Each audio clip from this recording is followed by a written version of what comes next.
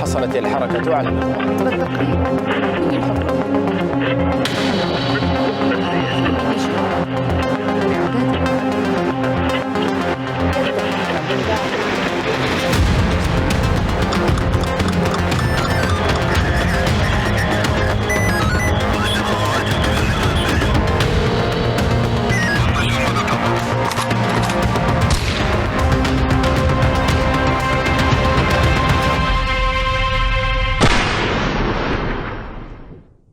أهلا بكم إلى حلقة هذا الأسبوع من المرصد نغطي فيها الفترة من 30 مايو إلى 5 يونيو 2022. أنا نهاد الجريري. إلى العناوين.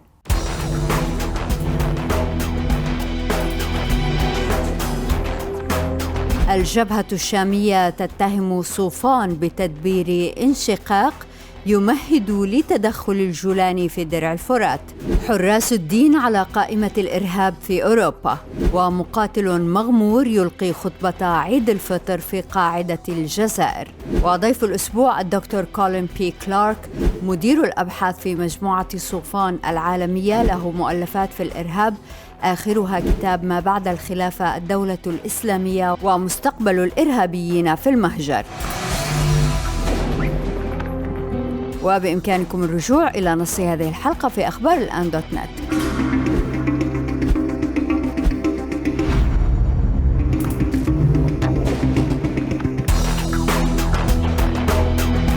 حتى ساعة تسجيل هذه الحلقة صباح الأربعاء 8 يونيو 2022 لم تنتهي أزمة أحرار الشام مع الجبهة الشامية، إحدى مكونات الجيش الوطني السوري الموالي لتركيا، والمخاوف من تدخل هيئة تحرير الشام لمصلحة أحرار الشام فيما وصف بأنه إعلان حرب في شمال سوريا.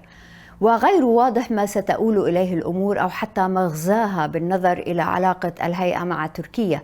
فهل الهيئة تتحرش بالأتراك مثلا؟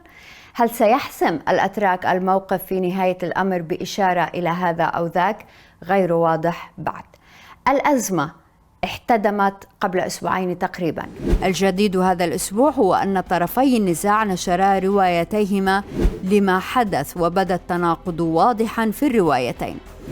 تبدأ القصة من نوفمبر 2017 عندما انضم قطاع ريف حلب الشمالي التابع لحركة أحرار الشام انضم إلى الجبهة الشامية بموجب اتفاق بين قيادتي المجموعتين، بحيث يعمل القطاع تحت مسمى الفرقة 32 في الجبهة الشامية ومن ثم الفيلق الثالث. الخلاف الأخير هذا بدأ في مارس الماضي. بحسب حركة أحرار الشام قرر القطاع الاستقلال عن الفيلق أو الجبهة، وطلبوا تشكيل لجنة لتسهيل خروجهم، لكن الجبهة هجمت على مقراتهم بتاريخ 1 أبريل قبل انتظار مقررات اللجنة، فاتفقوا على الاحتكام إلى لجنة أخرى، اللجنة الوطنية للإصلاح، التي أصدرت في 25 مايو قراراً بتجريد القطاع من السلاح والمقرات دون أن ينصفوهم في الاعتداء الذي حصل، هذا بحسب رواية أحرار الشام. وعليه قررت الحركة احترازاً من دخول المنطقة في أي فوضى، وحقناً للدماء قررت إعادة القطاع إليها. الآن رواية الفيلق الثالث أو الجبهة الشامية مختلفة، وبالمناسبة وردت نسختان، الأولى من مراسل الفيلق وفيها اتهام صريح لحسن صوفان بالترتيب لما وقع، والثانية نشرها حساب أخبار الجبهة بعد 10 دقائق تقريبا، وفيها نقحت هذه الاتهامات. بحسب الفيلق رفع القطاع إلى القيادة مطالب بعضها محق وأخرى غير محقة، وقبل البت في هذه المطالب جرى تصعيد من جانب قيادة القطاع، شكلت على إثره لجنة داخلية لحل الإشكال، لكن اللجنة لم تنجح. فبحسب الفيلق تعدى الأمر هذه المطالب إلى محاولة انشقاق رتب لها مسبقا. يلفت الفيلق في بيانه التوضيحي إلى أن قيادة القطاع التي صعدت الموقف كانت على تواصل مع حسن صوفان القيادي في حركة أحرار الشام، الذي زين لهم خطوة الانشقاق وشجعهم عليها. وتزعم الجبهة أن القطاع هو من بدأ المواجهة المسلحة في أبريل، وعندها تدخلت اللجنة الوطنية للإصلاح. يخلص بيان الفيلق إلى رفض الانشقاق، فمن يريد الخروج عليه تبرئة ذمته من الفيلق. وبخلاف بيان حركة أحرار الشام، ذكر بيان الفيلق قوات هيئة تحرير الشام التي احتشدت لمساندة المجموعة المنشقة من أحرار الشام، وكيف أن الفيلق وفصائل الجيش الوطني تصدوا لهذا الحشد. البيان ذكر أيضا بأن صوفان الموالي للجولاني زعيم الهيئة قاد تمردا داخل الحركة أواخر 2020 أفضى إلى عزل الزعيم السابق جابر علي باشا وتعيين عامر الشيخ بدلا منه. كان ذلك مقدمة لتأسيس مجلس عسكري موحد تقوده الهيئة بدعم من صوفان، ويسيطر على كل المكونات العسكرية في إدلب ومحيطها وربما إلى ما وراء المحيط. إذن هذا بالنسبة لبياني المتخاصمين.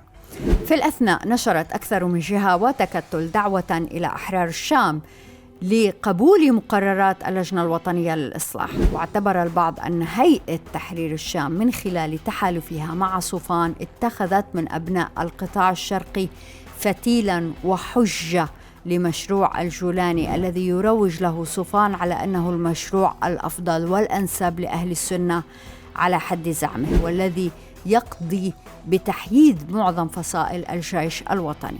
وفيما ينتظر الجميع حلا للأزمة، يعتبر الحساب الجهادي المخضرم مزمجر الشام أن ما حدث جلب خيرا على الجيش الوطني، فساهمت الأزمة في تقارب الفصائل التي كانت متشنجة كما حصل بين الفيلق وثائرون. نشر تنظيم داعش العدد 341 من صحيفته الأسبوعية النبأ ليلة الخميس 2 يونيو. لم تعلق الصحيفة على أي من الأنباء المتعلقة بحالة تنظيم قتل أبي حمزة القرشي المتحدث السابق في جرابلس وليس في أطمة، واعتقال تركيا قياديا تعتقد أنه جمع عواد البدري بوصفه الخليفة أبي الحسن الهاشمي القرشي.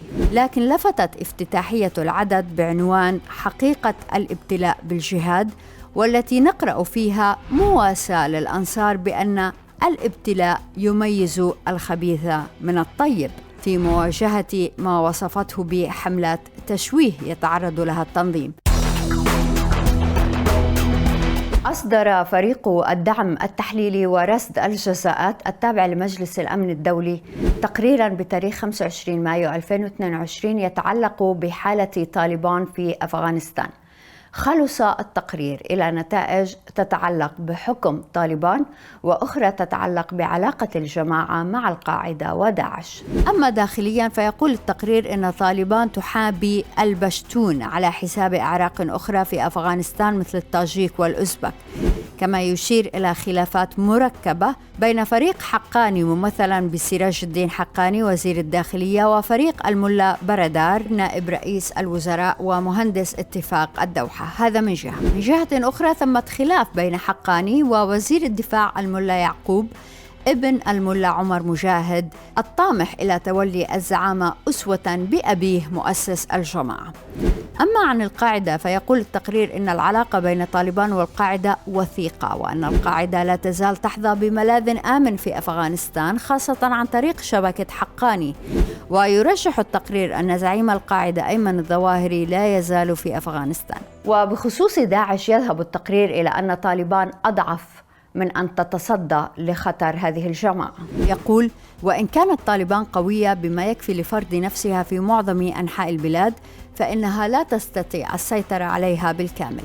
يعول تنظيم داعش على قدرته على الصمود في وجه حملة طالبان ضده حتى يظل متجذرا في الأرض الأفغانية، فقد تجد طالبان صعوبة في طردهم، وعلى عكس السلطات الأفغانية السابقة مع حلفائها في منظمة حلف شمال الأطلسي، لا تملك طالبان أي قدرة جوية عملية ولا يمكنها توفير غطاء جوي للقيام بعمليات برية ضد التنظيم. طالبان رفضوا التقرير وأكدوا ألا علاقة لهم بأي جماعة. أدرج الاتحاد الأوروبي تنظيم حراس الدين فرع القاعدة في الشام على قائمة الإرهاب، كما أدرج القياديين فاروق السوري القائد العام وسامي العريدي الشرعي العام. البيان الصحفي على موقع الاتحاد قال أن التنظيم ضالع في التخطيط لهجمات إرهابية خارجية، مؤكدا أن عدة مقاتلين أوروبيين انضموا إلى التنظيم. في 2019 أدرجت الخارجية الأمريكية حراس الدين وقائده السوري على قوائم الإرهاب، وأعلنت مكافآت مليونية لمعلومات عن السوري والعريدي. غير واضح لماذا قرر الأوروبيون الآن إدراج التنظيم، خاصة بالنظر إلى تردي أحواله بعد انقضاض هيئة تحرير الشام في صيف 2020 وملاحقة قيادته بالسجن والقتل. بعد شهر كامل على انقضاء شهر رمضان المبارك، نشرت مؤسسة الأندلس الذراع الإعلامية لتنظيم القاعدة في المغرب الإسلامي خطبة عيد الفطر ألقاها مقاتل شاب مغمور اسمه حمزة أبو المعتصم. أهم ما في الخطبة أن أشاد الخطيب بطالبان، معتبر أن تراجع المجاهدين في الشام قابله تمكين طالبان في أفغانستان. تنظيم القاعدة في الجزائر تحديداً يعاني منذ قتل زعيمه أبي مصعب الدركدال في يونيو 2020، وبعد توجيه ضربات أمنية أخيرة ضد فلول التنظيم في سكيكدا شرق الجزائر. قبل 3 أسابيع بث التنظيم كلمة لأبي خليل إدريس أمير المنطقة الغربية رافضاً دعوة لوضع السلاح أطلقها مفتي التنظيم عاصم أبو حيان المعتقل لدى السلطات الجزائرية. أهلا بكم دائما في راديو وتلفزيون الآن. نرحب هذا الأسبوع بالدكتور كولين بي كلارك، مدير الأبحاث في مجموعة صوفان، له مؤلفات في الإرهاب، آخرها كان كتاب ما بعد الخلافة، الدولة الإسلامية ومستقبل الإرهابيين في المهجر. شكرا جزيلا لوجودك معنا دكتور كلارك. Thanks for having me. دكتور كلارك، في نهاية العام الماضي كتبت حضرتك مقالك المعتاد عن توجهات الإرهاب في 2022، وتوقعت أن تتوسع اللامركزية في حركة الجهاد العالمي. ماذا يعني هذا؟ وأين نرى هذه اللامركزية الآن؟ Sure. Yeah, well, I think it's in line with trends we've been seeing. I would mark back to maybe 2019 when the Islamic State lost its last sliver of territory in and around Baghouz. March 2019, to be more specific. This is a deliberate strategy that jihadist groups use, and Al-Qaeda used it as well. It's a survival mechanism. When the core or central group is under so much pressure, one way that they look to continue their operations, to continue spreading propaganda, to continue to keep morale and recruit is to branch out into their affiliates. We saw it again, Barak Mendelsohn, a friend and scholar of Al-Qaeda, wrote a great book called the Al-Qaeda Franchise, and he looked at all of these different affiliates around the world. IS is mostly mimicking that and copying that, and we're seeing an increase in sub-Saharan Africa, where there's more groups, including in the Democratic Republic of the Congo, Mozambique. Obviously in the Sahel, there's a lot of activity, and also in South Asia with the U.S. withdrawal. Islamic State Khorasan province, ISKP, is expanding, is ramping up operations against the Taliban. So, these groups, these affiliates, they seek out power vacuums. One was created when the United States withdrew. In other cases, they seek almost the way a vulture, kind of seeks its prey. It picks apart these carcasses of dead animals. Terrorists look at states like that. They look for weak and failed states. They look for ungoverned spaces. They look for civil wars where they can insert themselves and kind of almost parasitically glom onto one of the sides fighting. In some cases, this changes the dynamics of the conflict. So, the Islamic State this is a deliberate strategy, and I think it ebbs and flows. Some groups gain in power and ebb. I think there's an interesting dynamic right now in Egypt. This is a group, IS Sinai, that has now become a bit more active over the past couple of months when they had been largely dormant. And so there's a lot of different factors and variables to play into that. دكتور كلارك، لأي درجة هذا التوجه نحو اللامركزية فيه هجران لإرث أسامة بن لادن ودعوته للجهاد العالمي? In some ways it is, right? And the reason why we're seeing decentralization is because these groups are focusing more on what they call the near enemy, right? And not the far enemy. This is the kind of becoming interested again in local conflicts and local rivalries and local grievances, and not investing as many resources in attacking the West, right? Which was bin Laden's clarion call, the United States, Israel, and other countries. And so I think this is a model that, were bin Laden to be alive today, he would be disapproving of, I think for sure. At the same time, what his successor, Ayman al-Zawahiri, has done really well. And look, I've written a lot about Zawahiri. I wrote a piece with Osman Yarmir in Foreign Affairs, where we argued that this perception of Zawahiri as being this really old, stodgy, boring speaker, that's all true. But at the same time, you have to give him credit for keeping al-Qaeda alive. He's a pragmatist. He knows what al-Qaeda needs to do to kind of maintain strategic patience, right? Because they look at this as a waiting game. And I think because we're now seeing the shift in the West, we've done 20 years of the global war on terrorism. Last September marked the 20-year anniversary of the 9/11 attacks. People are tired, they're war weary, they're frustrated, and there's, and I think this is accelerated by the war in Ukraine, this switch to what we call great power competition. And you're seeing, like the Department of Defense, the Pentagon, there's so much more focus now on China, Russia, Iran, North Korea, nation states again, when for 20 years, we were primarily, and some would argue narrowly focused on non-state actors, terrorist and insurgent groups, jihadist networks around the world. So I think that these organizations are preparing themselves to take advantage of any opportunities presented by a shift in US and other Western priorities. دكتور كلارك، في كتابك بعد الخلافة اللي بنشوف نسخة منه وراك، كتبت حضرتك أنه يجب ألا نضيع الوقت ويجب أن نستثمر في الإعداد لما يلزم لمنع أي محاولة لبناء خلافة أخرى سواء في سرت ليبيا أو ننجرهار أفغانستان. كتبت هذا الكلام في 2019 واليوم نسأل: هل داعش قادر على تكرار تجربة الموصل والرقة؟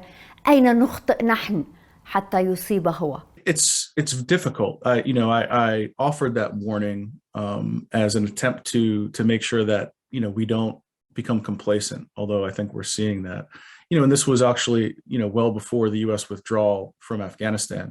But again, it's very difficult to replicate the conditions that led to the rise of ISIS in Mosul and Raqqa, and much of that has been well documented, particularly in Iraq with the Maliki government's treatment of Sunnis, with some of the other conditions that we saw in the so-called Sunni triangle in areas like Ramadi and Fallujah and elsewhere, and then the Syrian civil war taking place at the same time, kicking off in 2011, and all of the factors that led to what was truly an unprecedented mobilization of foreign fighters. I mean, 40,000 foreign fighters from over 80 different countries. We've really never seen anything on that scale before. And look, Afghanistan proves it. There's little taste for that still among jihadis. You've had folks flocking to Afghanistan to join Islamic State, from the region and interest, but nothing on the scale of Syria. So I think to do that, it would be difficult, not impossible. If you look around the Lake Chad Basin and parts of Africa, I think, there's a strong argument to be made that ISIS West Africa province is functioning as a quasi-state there. They've carved out, a little degree of territory. It's nothing on the scale, and it has nothing like the sophistication of what we saw in Raqqa and Mosul. But, they've got a shadow government, I would argue. The other part of this is, and maybe this is hubristic on my part, but I don't think the West, the United States in particular, the global coalition to defeat Daesh would sit around and wait to watch that happen again. I think last time, the U.S. was on the sidelines for a long time, waiting until it became too late, and until the caliphate became somewhat of a reality when Abu Bakr al-Baghdadi ascended to the pulpit in Mosul and declared the Islamic State. We weren't taking it seriously enough. We were focusing on other things. And then, when we decided to do something, it was so difficult because we had waited too late. ISIS had established a proto-state, a fully functioning one, self-financed. It was a war machine. And so, a lot of blood and treasure was spilled to finally dismantle that state. So I don't think we will be as complacent again to allow that to happen. I hope not. كلام مهم جدا دكتور كلارك. حقيقة داعش ليس قوي، هو يقتات على ضعفنا. حضرتك كتبت كثيرا عن تمويل داعش وعن ثروة داعش التي تجاوزت في فترة من الفترات 6 مليار دولار، وكتبت هذا في كتابك بعد الخلافة أنه قيادة التنظيم هربت 400 مليون دولار من العراق وسوريا. هل ممكن أنك تحدثنا أكثر عن هذا الموضوع، خاصة بالنظر للأخبار أنه تركيا ربما اعتقلت جمعة البدري المسؤول عن ثروة داعش؟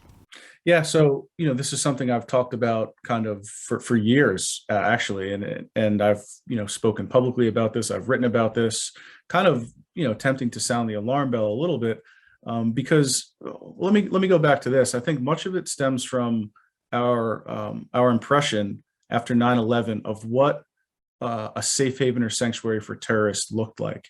And because we were dealing with Al-Qaeda in Afghanistan, in our minds, in the minds of US policymakers and government officials and the intelligence community and others, we saw Afghanistan as the kind of prototypical failed state that terrorist groups could then kind of take over and use as a sanctuary.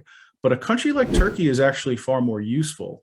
I don't mean to suggest that Turkey in the year 2022 looks like Afghanistan did in 2001. Far from it. But that's kind of the point, is that they're different in certain ways and similar in others. Turkey is clearly, a place where the Islamic State has sent operatives to lay dormant and to conduct logistical and financial operations. And so the fact that Turkey is so well connected to international transportation and communication networks and the licit, right, the above ground formal financial economy, that allows terrorist money to kind of hide in plain sight. The bigger, sources of money that are moving in transactions, the easier it is to kind of hide within those. When you're in Afghanistan and you're only using Hawala and you're sending things across the border to Pakistan, it's easier to kind of hone in on. Turkey is a modern country with a modern economy. And I also think that Turkey's struggles with their own economic struggles provide more opportunities to ISIS, because people are more willing to take some risks, to accept cash and to get money into front companies and other areas. And this isn't just new. What we're seeing today is actually the result of ISIS's planning, long going back to, I'd say, 2014, 2015. They understood that they needed to put people forward into Turkey to establish these networks, right? Because when the United States and others did intervene, they needed to go somewhere. They needed a place with safe houses, with places where they could launder their money, where businessmen were maybe willing to look the other way and not ask too many questions about where these large infusions of cash came from. And they found those. They're now reaping that benefit. دكتور كلارك، واضح أنه أنصار التنظيم وولاياته المزعومة فقيرة. ماذا يعني لهم أنه قيادتهم تحتكم على ملايين الدولارات وهم في هذا الفقر؟ This is something we've seen historically with a lot of terrorist groups. It's actually, in some cases, it marks the beginning of the end, or it suggests splintering that could go on. The leadership gets comfortable living the high life. They become accustomed to certain perks of the job and of having these resources, and that doesn't trickle all the way down to the mid-tier leadership, to the foot soldiers, right? And then you start seeing this fissure or split because, well, why are these guys living in Istanbul, living a nice, comfortable life, while we're here fighting in, Baida in central Syria, fighting against enemies on all sides, the Assad regime, Kurdish groups, the global coalition, all of these, actors. So I think over time, and look, that's a thread that the coalition to defeat Daesh should focus on. They should talk about that, use that to their advantage. That's an information operation right there to say, look, these guys don't care about you, and to point out that they're living like this. And so, I think there are some vulnerabilities that we're starting to see. The question becomes, does the West, do others remain focused enough to take advantage of it? The other question becomes Turkey, because for all the opportunities that a state like Turkey provides to groups like ISIS, they also have competent security forces. So if Turkey decided to really crack down and go after ISIS hard, which this could be an indication of, right? This alleged operation was the result of months of surveillance. If they directed those resources toward the Islamic State, I have no doubt that they would do a good job in rolling up some of these networks. The problem with the Turks is they're focused on Kurdish militants, not as much on the Islamic State, especially if ISIS isn't attacking Turkey directly, right? And this is not unique to Turkey. That was the case with the United States when it hosted members of the IRA, right? And the Brits would say, go do something to find these people. They weren't attacking the United States, and so they were less of a priority, right? There were bigger fish to fry, so to speak. دكتور كلارك، في 2019 كتبت في الفورن بوليسي ريسيرش انستيتيوت عن دلالات موت حمزة بن لادن، وأنه غير واضح من سيخلف الظواهري، وقلت في ذلك أنه من دون شخصية كاريزماتية تخلف الظواهري قد يطغى على القاعدة المركزية أحد الفروع في شمال أفريقيا أو جزيرة العرب، وهذا كلام مهم. الآن مع تأكيد أمريكا قتل حمزة، من هو المرشح لخلافة الظواهري؟ هل سيف العدل هو المرشح بالنظر إلى أنه يعيش في إيران؟ In Iran. Yeah, it's a great question, and it's one that Al Qaeda nerds like me and Barak Mendelsohn and Asfan Yar and Bruce Hoffman and all these folks, Cole Bunzel, that follow the group so closely talk about, Hassan and others, Charles Lister. We don't know. We don't have clarity into the inner decision making of Al Qaeda, what's happening at those upper reaches. Saif al-Adil is probably the most known quantity, especially as others like Abu Muhammad al-Masri have been killed. But think, if al-Masri was vulnerable living in Iran, wouldn't Saif al-Adil be also? One would presume, right? And so the question becomes, is there a younger, more charismatic, more dynamic al-Qaeda leader waiting in the wings? Traditionally, the group has been, led by someone in core al-Qaeda in Afghanistan and Pakistan, even as other charismatic figures have emerged in different al-Qaeda franchises over the years. Abu Musab al-Zarqawi, right, of AQI in Iraq, various leaders of al-Qaeda in the Arabian Peninsula, in Yemen, and some of them have been very high-ranking within al-Qaeda's ranks. And now we see groups like al-Shabaab and JNIM in West Africa as probably among the most operationally capable of al-Qaeda. But much of this goes back to what we spoke about earlier. Are those groups focused on local issues, or in the manner of traditional and historical al-Qaeda, do they hold the manner of, do they adhere to the banner of global jihad, of the far enemy, right? And I think that's who would be the most suitable candidate to lead this group as a whole, not somebody that's only concerned about issues in Mali or issues in Yemen or issues elsewhere. There's got to be a kind of more global picture. Otherwise, al-Qaeda becomes a different organization. And look, maybe that's a possibility. We may very well see that. We don't know. And so there's a lot of speculation about who does replace Zawahiri, and do they change directions? Do they change strategy? وهل يحدث هذا دكتور كلارك؟ القاعدة في اليمن وضعها متردي، إياد أغالي في غرب إفريقيا لا أحد يدري حقيقة ماذا يفعل. Again, this goes back to how groups respond to certain pressures. There are dynamics on the ground in Yemen that could change. Let's say that the Saudis, reached, some kind of a ceasefire or peace deal in the long term. Does that give a group like AQAP more breathing space, more operational space in Yemen? Does it do the opposite, right, where you have the Houthis looking to kind of press the offensive? So there's so many unknowns when we talk about these issues.